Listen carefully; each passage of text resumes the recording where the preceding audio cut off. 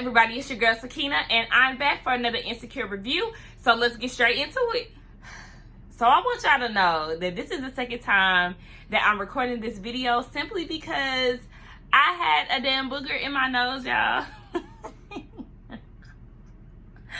I can't believe I just filmed a video and have to redo it because I had a little, it wasn't even big. It was little, but I still had to redo it for y'all because I was distracted editing this shit. But anyway, let's get straight into the review, okay? So the episode opens up with a montage of Issa and Lawrence. Baby, they are eating, working, okay? They are spending a lot of time together. And a lot of that time they spend it together, they getting down to it, okay? Down and dirty. They're listening to music, and Lawrence wants to know who they're listening to. So Issa goes and checks her phone, and while she's doing that, she sees a text from Nathan. He wants to see if she's still available to meet up with him later on that week. So she lets Lawrence know, hey, remember Nathan? You know, I used to talk to him. He wants me to help him move. Is that okay with you?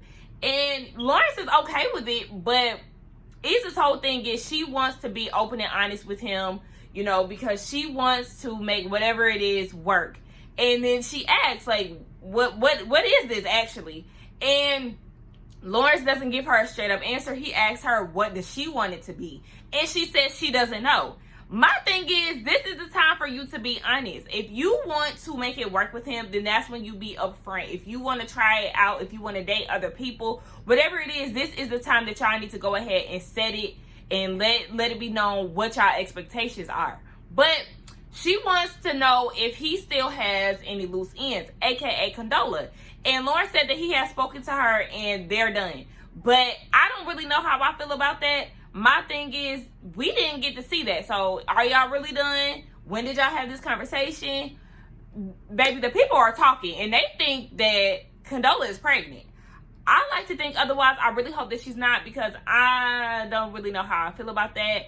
It just gives me a whole The Game feel, like Duran and Melody and fucking Janae, okay? Listen, I love The Game. That's actually my favorite show, and Insecure is damn show in my top 3. So it's I don't want to hear the same storyline. He better not have got that bitch pregnant. I will set this shit ablaze, okay? So she mentions the whole San Francisco thing. He still has one more interview, so we can't count him out just yet. Now, the song that they played for the transition of the intro into the next scene, honey, that was a bop. How it go? I just wanna, I just wanna, whatever that was a bop. Y'all know I really don't be keeping up with the times and these new artists. I think his name was Giveon, something like that. Whatever it was, baby, he had me sold. I had to go and download that because I was feeling that, okay? But we get Molly sitting down with Dr. Rhonda. She's saying that she already has a lot of anxiety with trying to make her relationship work, and she didn't think that Issa would be adding to that. And she feels like she's right, and Issa needs to apologize. So Dr. Rhonda asks, okay, well, was there anything in the situation that you feel like you could have done differently? Molly says no. Molly, you're not perfect, ma'am. There's a lot of things that you could have changed. First of all, you shouldn't have dressed her at that wedding. No, I'm playing. But you shouldn't have dressed her at the block party. There was a time and a place, and you did not pick the right time to speak to her. You let it build up, and you exploded. So you could have worked on your delivery as well. Molly, you're not perfect, and that's what bothers me about her. So Dr. Rhonda was like, okay, I'm picking up a pattern here. Let me go ahead and fill you out and point out your flaws real quick. When somebody angers you, you have a wall up and you don't want to talk about it anymore. You shut down. You've done this to Torin. You've done this to Dro. You've done this to Victor. You've done this to your dad. Do you want to be right or do you want to be in relations? Read, okay? And it's like, Molly, you see this because even you was like, well, damn, bitch, read me. Exactly. You see this. So now that you are aware of your issues, now we have to work on how we're going to fix that and how we're going to reverse some of those old habits that you have. My issue with Molly is the fact that she doesn't take accountability for her wrongdoings. I can't be around people like that. Those type of people irk me. If you can't see your wrongdoings, then why am I even talking to you? Because everything that you say, whether it's right or wrong, you're going to believe that you're right in anything. And that's not the case. So I couldn't hang around nobody like that. If you feel like you're right all the time, honey, don't even look my way. Period. Dr. Rhonda asks, does she feel like the relationship with Issa still serves her? And Molly's thing is, that's my best friend. We all have, a lot of us have a bad habit of sticking around in relationships simply based off of the title, the years, whatever the case may be. If it's not serving you anymore, it doesn't matter how long y'all have been friends, or the title of her being your best friend, whatever. If it doesn't serve you anymore, let it go. So that's what Molly is really hanging on to, the fact that Issa is her best friend. So Dr. Rhonda is like, look, let me rephrase this for you. Are you willing to put in the work to repair the relationship with you and Issa? And who knows? We see how that turns out in the end. Nose check. Okay. We get a scene with Issa. She's chilling at the house and she's texting Nathan. She let him know, like, yeah, I'm down to help you. I'll come through. So you can see her thinking, and she decides to call Kelly because she needs some advice. But Kelly doesn't answer the phone. So Issa leaves a voicemail. When she leaves a voicemail, Kelly has her voicemail in English and Spanish. I'm like, okay, sis, you better teach them. You better let them know that you bilingual and whatnot. Okay, getting that extra money. You get extra money when you bilingual. So since she didn't get an answer from Kelly, she goes ahead and calls Amal. But he's not helping at all. He's more so agreeing to everything. She's like, being friends with Nathan might be a little messy. He's like, yeah, you're right. But he was like, but you know what? I kind of want to be there for him. And he's like, yeah, you're right.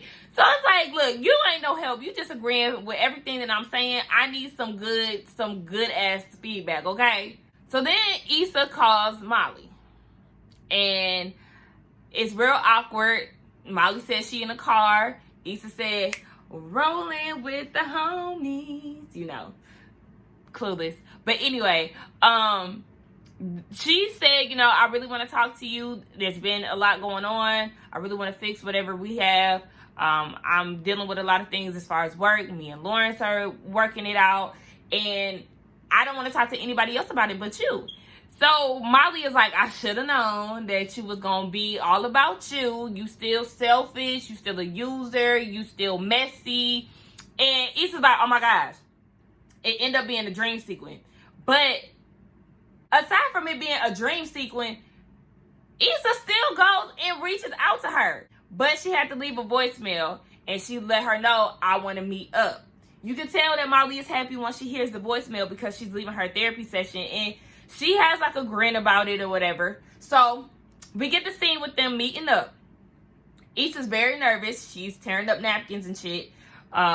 She doesn't really know how to address Molly. She doesn't know if they're still friends, if they're past friends, whatever. So Molly gets there and Issa's like, hi! Like, real excited. And it's kind of like, they kind of gotta feel each other out first. Issa's sparking up all the conversations, and it's real small talk because she's asking, how was your brother? How was your nephew? Remember the girl from Thanksgiving that was pregnant? Come to find out that wasn't her brother's baby, but she had the baby and then dumped the baby on them.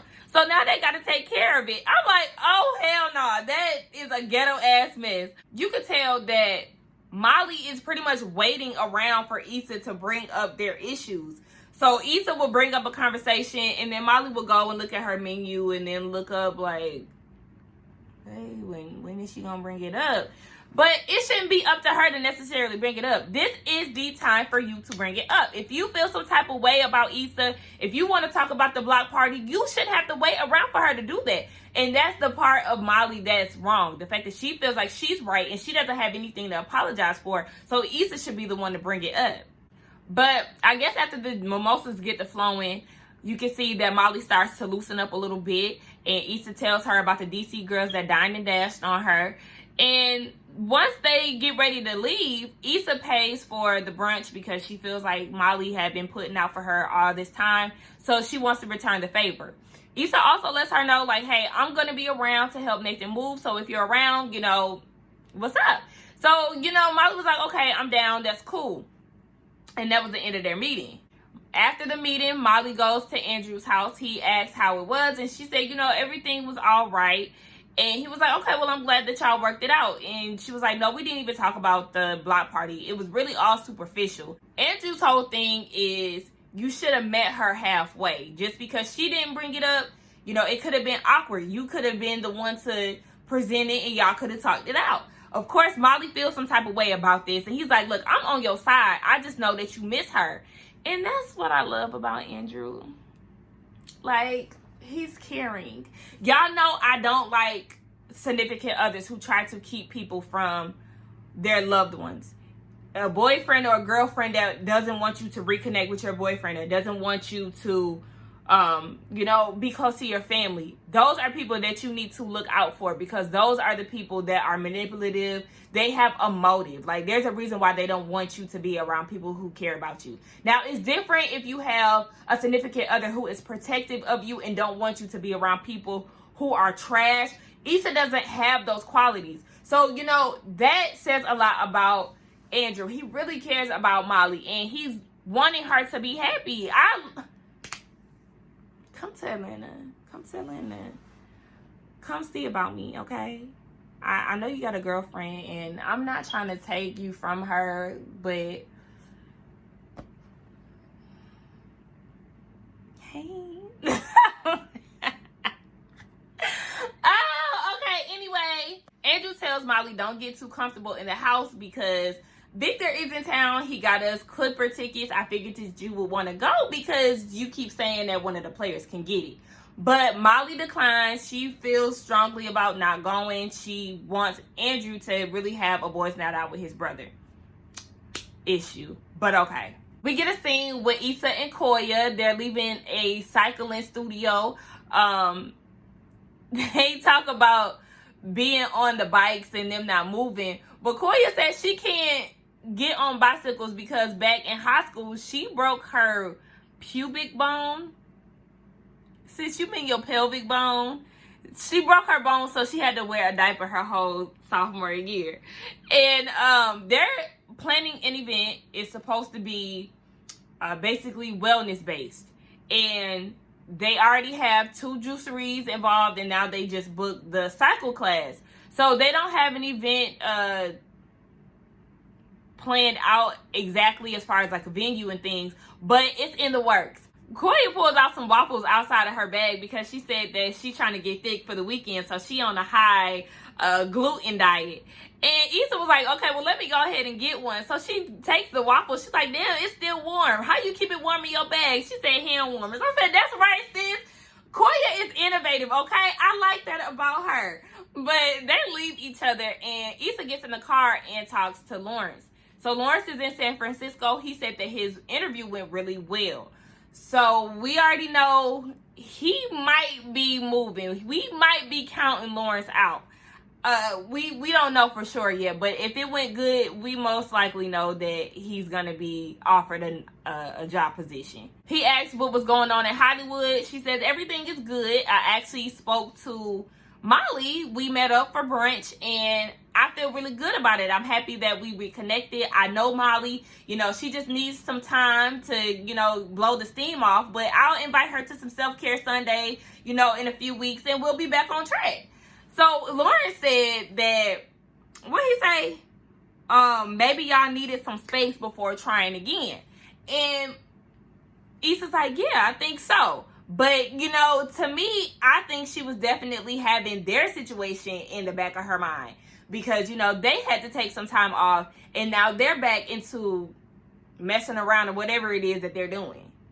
Issa pulls up at Nathan's house. She's getting ready to help him unpack. And on her way up to his apartment, she's practicing different ways to address him. You know, hey, bud. Hey, pal. What he do? You know, whatever. She's trying to figure out how she should address him. I don't really like that, though, because Issa, you doing too much. Like, you don't have to make it awkward between you and Nathan. You and Lawrence haven't even figured out what it is that y'all really doing. So, you being weird and distant with Nathan, to me, it was just all uncalled for. When she gets in the house, she is being real distant. She don't want to be around him. She's trying to work over here while he's working over there, addressing him as bruh. You know, just really trying to make it clear that she's not here to be on no fucking type shit. She asked him what's going on with him. He actually is getting ready to buy the building, the barbershop that he works at, because the owner is retiring. So he's like, you know, I need you to get put on because I need some free press and promotion, honey. I need you to be, you know, up in me. And she was like, yeah, he's willing to work for it in a flirty way. So Issa says, I don't know if I should be telling you this or not, but me and my ex, we are reconnecting. We trying to figure things out. And Nathan is like, the one you cheated on? I feel like that was a dig. But yes, Lawrence. And he was like, you know, I really don't know how to feel about that because, you know, he seemed real flip-floppy. I hope that he really has his shit together.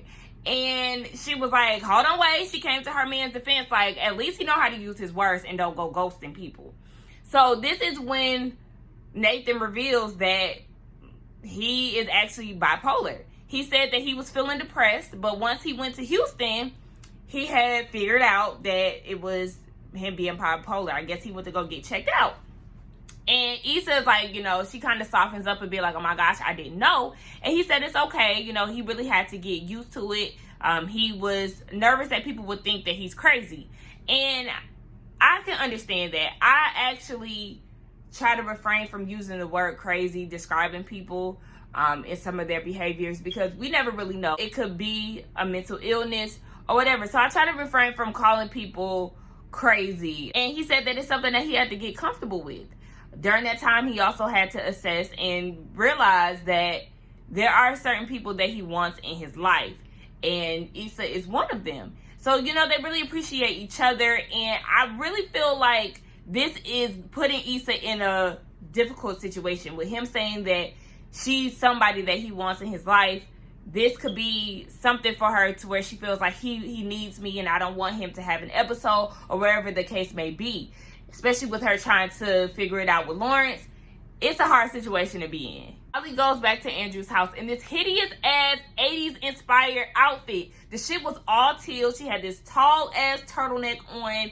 The blazer was fuzzy. It was just terrible as hell. She was giving terrible 80s vibes, and Issa was giving a nice little subtle 70s vibe with her little suede orange jumpsuit. I like Issa's outfit better than Molly's. But anyway, she showed up. She asked him how it was with Victor at the game. He said that it was good, but it was awkward because Victor invited the both of them and Molly didn't show up. So Andrew had to lie and say that she had to work. Molly was like, well, I didn't tell you to lie. What was he supposed to say? Like, him saying that you didn't want to come will only make the situation worse, because here his brother is, you know, trying to extend the olive branch to you and you declined. So yes, he has no choice but to lie, because it just comes off wrong. It sends a message that you're not really going to try to resolve the issues with his brother. And that's what Andrew was saying. Like, you know, this is my brother. Are you going to avoid him forever? And she was like, I don't understand why you had to put me in an awkward and an uncomfortable situation. But you're going to have to face him at some point. Dr. Rhonda put these issues out here in front of you. She said how you have this wall up when, you know, somebody upsets you, and you're not even trying to take the wall down and trying to resolve the issues that you have with your boyfriend's brother. This is his family. This is somebody who's going to be around all the time. She just gets on my nerves sometimes. So while they're having this conversation, Issa and Nathan show up, and it gets really awkward because they arrived early. But Andrew was like, no, it's okay. You know, it's not awkward at all. Molly mentioned something about cooling. So then Issa started singing, it's so cold in the D. Hey, how the fuck is we supposed to get peace? Hey, working not fun. That song always made me think about my brother. But anyway, Issa and Nathan start singing that to kind of break the ice a little bit. Molly was like, y'all should stay for dinner because we got hella takeout. So they end up eating, they're drinking, they're vibing, and they start to talk about how Nathan don't like guacamole. And I could agree. I could understand where he's coming from, because I didn't like guacamole either first starting out. But once I did my raw cleanse, you know, my taste buds started to change a little bit, and I started to grow a liking to things that I normally didn't. So now I'm on the guacamole train. Listen, Nathan, you gotta expand your mind, expand them taste buds, honey. Trust me, you ain't had no good guacamole. That's the problem. But anyway, Molly asked him how his apartment is, and then that leads to Molly and Issa reminiscing about Issa's first apartment. And they started talking about the games that they used to play. They used to play this game called Celebrity Height, where you would have to guess a celebrity's height, and if you get it wrong, you have to drink. A real stupid game, a way for you to get drunk easy. So they guessed Bernie Sanders' height. And come to find out, he's 6 foot. I thought that he would be like 5'6". I think Andrew said that he guessed that he would be around that size. And he does seem very short. Maybe because he be hunched over. You know, he is an old man. But whatever. They had to get more drinks. So Andrew goes and gets another bottle from the kitchen. Ooh, excuse me. And he looks over at Molly and gives her a wink. Basically, like, you know, saying that he was proud of her for putting forth the effort and trying to make it work with Issa. So Molly's ass go and text, so she thought was Andrew, but it was Issa, saying, see, I am trying with her. Now, in this situation, if I was Issa, would I had sent her a text back? I don't know. But Issa sent her a text back saying, I don't think that that was meant for me. My heart would have sunk if I was Issa. Seeing that, thinking that I'm in this good space, me and my friend are getting back cool, and come to find out that's not really how she feels, that will hurt my soul. So once she sends the message, she was like, you know what, I think I need to go. So Issa just heads out, and Molly chases after her and was like, you know, you wasn't meant to see that, duh. And Issa's like, no shit, right, I wasn't supposed to see that. Molly's whole thing is everything had been feeling forced. And Issa was like, I mean, I'm sitting here trying with you, but I didn't understand that I was such a difficult person to be around. And I really feel like that's unfair to Issa. Molly is treating her as if she's this bad person with ill intentions. She's not a bad person, and you're really making her feel as if she is. Molly, you don't seem to be putting forth the effort, but the problem is your accountability. You see no wrong in what you did, so you feel like it's up to Issa to make this work because you're not trying to initiate a conversation or anything. Issa's whole thing was, okay, if you have issues with the block party, then let's go ahead, let's talk about it now. But Molly said our issues are deeper than the block party. We've been off for months. Issa knows that, which is why she had reached out and trying to make it work. But see, this is why Issa should not have reached out, because she's the one who's getting her feelings hurt in the end. She's really out here putting her best foot forward, trying to get back right with her best friend, and Molly is giving her ass to kiss. Molly feels like maybe the person that Issa is today and the person that she is simply don't mix and don't fit in with each other. But y'all, let's be honest. Molly hasn't changed. So her saying that really pissed me off, because Issa is the one that's changing. She's out here having her eyes set on a mission, seeing the vision through. She's the one who's getting her life together, self-care, you know, trying to find her groove, really trying to make a purposeful change. Unlike Molly, who still holds grudges, who still doesn't see any wrongs in her doing, who has a terrible way of communicating with people. You have not changed. If anything, you changing for the worse, honey. I'm not understanding this change that she seems to think that she's doing. But after Molly hit her with that statement, Issa's response was okay. And Molly was on some, okay, like that's all you gotta say? Yes, that's all she got to say. What else is there to say? And that's exactly what Issa said. There's nothing else to say, bruh. You've already made it clear that it's forced and you don't know if you can make it work with me, whatever the case. So there's nothing else. I put my best foot forward. You, on the other hand, you really can't say that you have, but whatever. So Issa leaves and heads in her lip. And that's where the episode ends. Baby, let me tell y'all, my camera cut off in the middle of filming this. I already had to film it twice for y'all. I had to go through all my apps, delete some pictures, all this shit because of storage, y'all.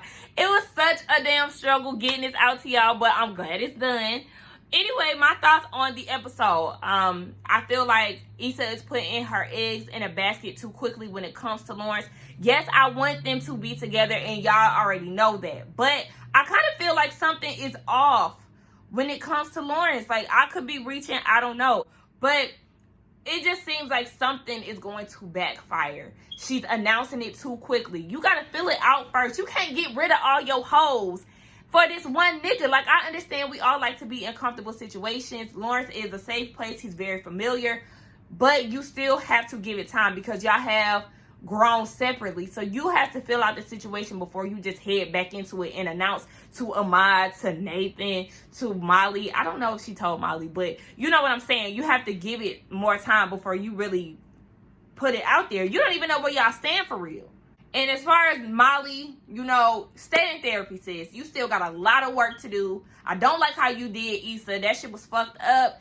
Stay in therapy and work on yourself. At this point, the season finale is next week. We see that Issa has to figure out who she wants to choose between Nate and Lawrence. It seems like Molly is having some issues with Andrew, so he might dump her ass again. But yes, guys, thank you so much for coming back. Please don't forget to like, comment, and subscribe to my channel. Please follow me on Instagram at simply_Sakina. It is in the description box below. Y'all, we're almost at 100 subscribers. I might be at 100 subscribers right now. I don't know what I should do. I don't know if I should do a giveaway or something.